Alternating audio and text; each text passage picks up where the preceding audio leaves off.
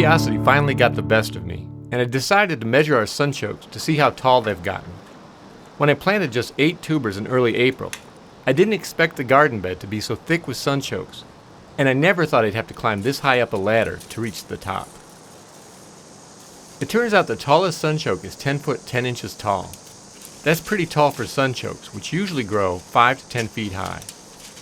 With another 6 weeks or so before our first frost, it'll be interesting to see how tall they get before the plants die back from the cold.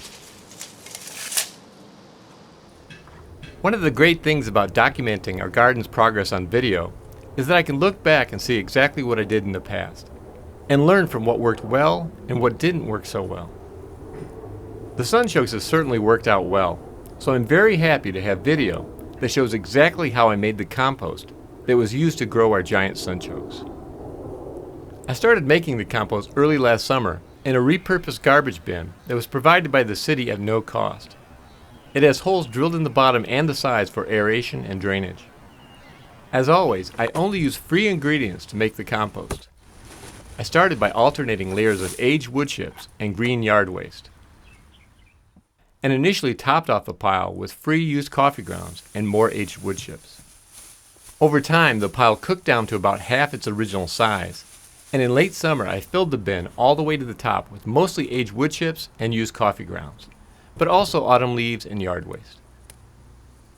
After a long cold winter, early this April, I sifted the compost into a new raised bed I made for the sunchokes. I was able to fill the small raised bed from just the top half of the compost pile, which means the compost was made mostly from aged wood chips and used coffee grounds, with a small amount of leaves and yard waste thrown in the mix. Since planting the tubers, I've done nothing to the sunchoke bed except to add leaf and comfrey mulch and apply actively aerated compost tea a few times. I may have also fed the soil 1 or 2 comfrey smoothies. This autumn we hope to see sunchoke flowers bloom. If we do, we'll probably snip some of them to encourage root production instead of seed production. But we'll also keep some flowers, just to have something pretty to look at as the garden winds down for the year.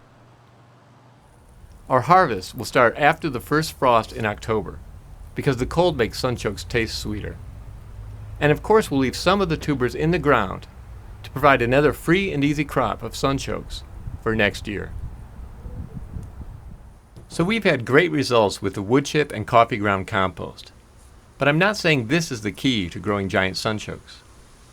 However, I do think that this is yet another illustration of how you can get great results using only free resources without spending a penny on fertilizers or soil amendments. Well, that's all for now.